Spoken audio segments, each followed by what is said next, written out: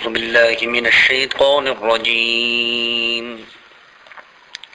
بسم الله الرحمن الرحيم قالت يا أيها الملأ أفتوني في أمري ما كنت قاطعة أمرا حتى تشهدون 19 پارے سورہ نمل کے یہ تیسرا رکوع ہے۔ یہ رکوع آیت نمبر 32 سے لے کر آیت نمبر 45 تک کے آیاتوں پر مشتمل ہے۔ گزشتہ رکوع میں حضرت سلیمان علیہ السلام کے اس خط کا تذکرہ تھا کہ جو آپ نے ہدہد نامی پرندے کے ذریعے ملکہ بلقیس کے نام بھیجا تھا، اور اس خط میں حضرت سلیمان علیہ السلام نے ان کو ایمان اور اسلام کے طرف دعوت دی تھی، اس لیے کہ یہ خاتون خود بھی جو کہ وہاں کے حکمران تھی غیر مسلم تھی، اور اپنے علاقے کے لوگوں کو بھی اللہ تبارک و تعالیٰ کے علاوہ غیر کی طرف سجدہ اور عبادت کی طرف راغب کیا کرتی تھی۔ تو حضرت سلیمان علیہ السلام نے ان کو شرک کے اس عمل سے باز آنے کی تاکید کی۔ جب یہ خط ہدہد کے ذریعے اس خاتون تک پہنچایا گیا تو اس خاتون نے اپنے کابینہ کے لوگوں کو جمع کر کے اس خط کو ان کے سامنے کھولا اور پڑھ کر کے سنایا وہ پیغام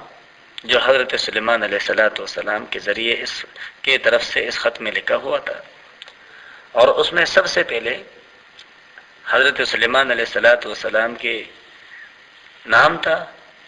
اور پھر اللہ تبارک و تعالیٰ کے نام سے شروع کر دیا گیا تھا، اور پھر وہ پیغام۔ تو اس خاتون نے کہا کہ بے میں کوئی بھی قطعی فیصلہ نہیں کرتی جب تک کہ تم لوگوں کے رائے نہ لو۔ اب صورتحال تمہارے سامنے ہے،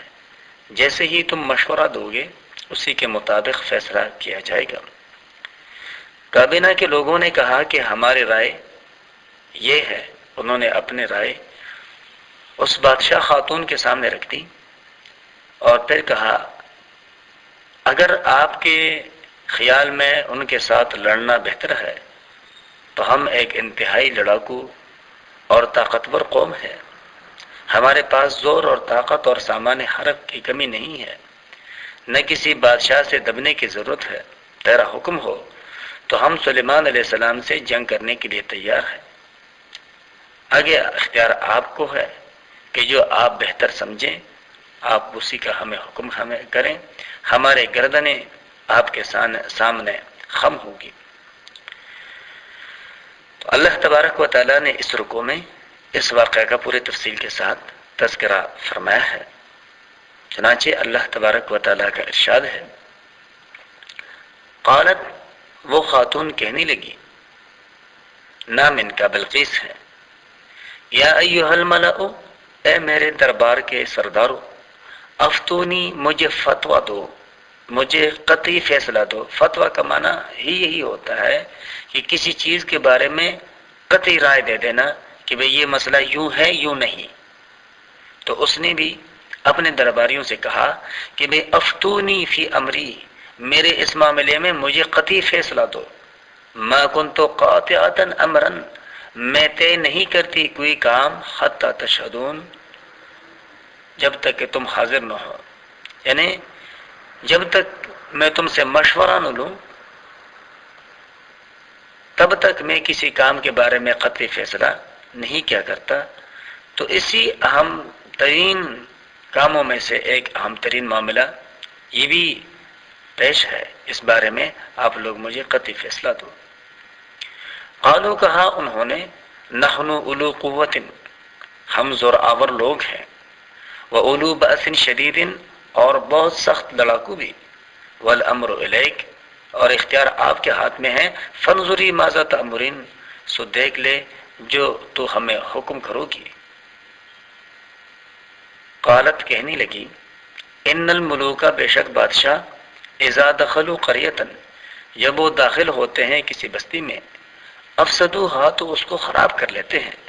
وجعلوا اعزۃ اہلها، اور کر لیتے ہیں وہاں کے عزت داروں کو اذلتاً بے عزت، وکذالک یفعلون، اور ایسا ہی وہ بھی کریں گے۔ یعنی لڑائی کا اعلان کرنا یہ کوئی مشکل مسئلہ نہیں ہے، لیکن خدا نخواستہ ہمیں اس پہلو کو بھی ذہن میں رکھنا ہے، اگر وہ ہم پہ غالب آ جاتے ہیں تو پھر ہمارا انجام کیا ہوگا۔ اور پھر اس نے اپنے ایک رائے پیش کی کہ وَإِنِّي مُرْسِلَةٌ إِلَيْهِمْ، اور بے شک میں بیچتی ہوں ان کے طرف بِهَدِيَّةٍ کچھ تحفے، فَنَاظِرَةٌ پھر میں دیکھوں گی بِمَا يَرْجِعُ الْمُرْسَلِينَ کہ کیا جواب لے کر پھیرتے ہیں بھیجے ہوئے۔ معلوم ہوتا ہے کہ اس خط کو پڑھ کر کے، اس خط کے ذریعے سے ان کو حضرت سلیمان علیہ السلام اور ان کے بادشاہت کے عظمت اور شوکت معلوم ہو چکی تھی، اور دوسری ذرائع اور قرائن سے بھی انہیں یہ بات معلوم ہو چکی تھی کہ اس بادشاہ پر ہم غالب نہیں آ سکتے، اور کم از کم اس کا قوی احتمال تو ضرور تھا۔ اس نے بتلایا کہ ایسے شان اور شوکت رکھنے والے بادشاہوں سے لڑنا کھیل نہیں ہے، اگر وہ غالب آ گئے جسے کہ قوی امکان ہے تو ملوک اور سلاطین کے عام عادت کے موافق وہ تمہارے شہروں کو طے اور بالا کر کے رکھ دیں گے، اور وہ انقلاب ایسا ہوگا جس میں بڑے عزت والے سرداروں کو ذلیل اور خوار ہونا پڑے گا۔ لہذا میرے نزدیک بہتر ہے کہ ہم جنگ کرنے میں جلدی نہ کریں، بلکہ ان کے طاقت اور طبع رجحانات کی نوعیت اور حکومت اور اس بات کا پتہ لگائیں کہ ان کی دھمکیوں کے پشت پر کون سی قوت کار فرما ہے، اور یہ کہ واقعی طور پہ وہ ہم سے جنگ کرنا چاہتے ہیں یا وہ ہم سے کیا چاہتے ہیں۔ اگر کچھ تحفے اور تحائف دے دیا جائے ان کو، اور ان تحفوں کو دے کر کے ہم اپنے آپ پر سے اس مصیبت کو ٹال سکتے ہیں تو یہ زیادہ بہتر اور اچھا ہوگا، ورنہ جو کچھ رویہ معلوم ہو جائے گا ہم اس کے مناسب کاروائی کریں گے۔ حضرت شاہ ولی اللہ محدث دہلوی رحمۃ اللہ علیہ فرماتے ہیں کہ بلقیس نے چاہا کہ اس بادشاہ کا شوق دریافت کرے کہ کس چیز سے ہے، مال سے ہے یا افرادی طاقت سے ہے یا ساز و سامان اور یا دولت سے یا ظاہری تحفوں سے ہے۔ تو اسی لیے اس خاتون نے کچھ غلام بھیجے، کچھ لونڈیاں بھیجی، کچھ گھوڑے بھیجے، اور ان گھوڑوں اور اونٹوں پر سونے کے وافر مقدار بھیجی۔ روایت میں آتا ہے کہ جو اینٹوں کی صورت میں تھی۔ حضرت سلیمان علیہ السلام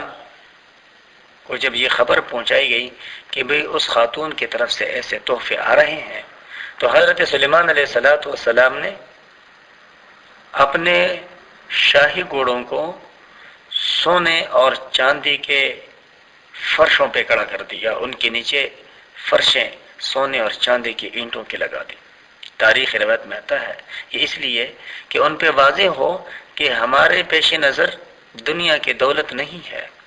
بلکہ ہمارے پیش نظر یہ ہے کہ تم دولت ایمان کو اپنا لو۔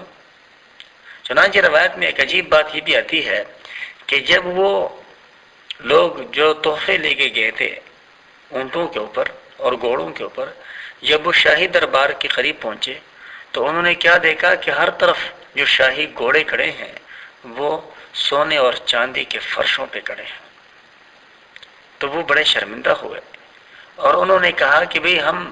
کس طرح سے کہہ سکیں گے اور کس طرح سے ہم کہیں کہ بھئی یہ جو اینٹیں سونے کی ہے، چاندی کی ہیں، جن کو ہم گھوڑوں پہ لاد کے لائے ہیں، یہ ملکہ عالیہ کی طرف سے آپ کے لیے تحفے ہیں، اس لیے کہ ان کے ہاں تو اس کی کوئی وقت نہیں ہے۔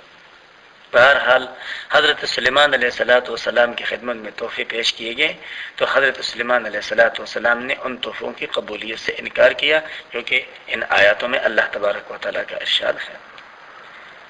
فلما جاء سلیمان، پھر جب پہنچا سلیمان علیہ السلام کے پاس تو قال، حضرت سلیمان علیہ السلام نے فرمایا، اتمدوننی بمال، کیا تم میرے اعانت کرنا چاہتے ہو مال کے ذریعے؟ فما آتانی اللہ خیر مما آتاکم، سو جو مجھ کو دے رکھا ہے میرے رب نے، اللہ نے، وہ بہتر ہے اس سے جو اللہ نے تمہیں دے رکھا ہے۔ بل انتم بہدیتکم تفرحون، بلکہ تم ہی اپنے ان تحفوں سے خوش رہو۔ اس آیات میں ایک اہم ترین مسئلہ سمجھنے کی ہے اور وہ یہ ہے کہ کیا غیر مسلم کے تحفے کو قبول کیا جا سکتا ہے یا نہیں. تو اس کے بارے میں حضور نبی کریم صلی اللہ علیہ وسلم کے دو طرح کے روایات ہمیں ملتے ہیں. چنانچہ عمدۃ القاری جو کہ بخاری شریف کی شرح ہے، اس کی کتاب الحبہ میں اور اسی طریقے سے شرح سیر کبیر میں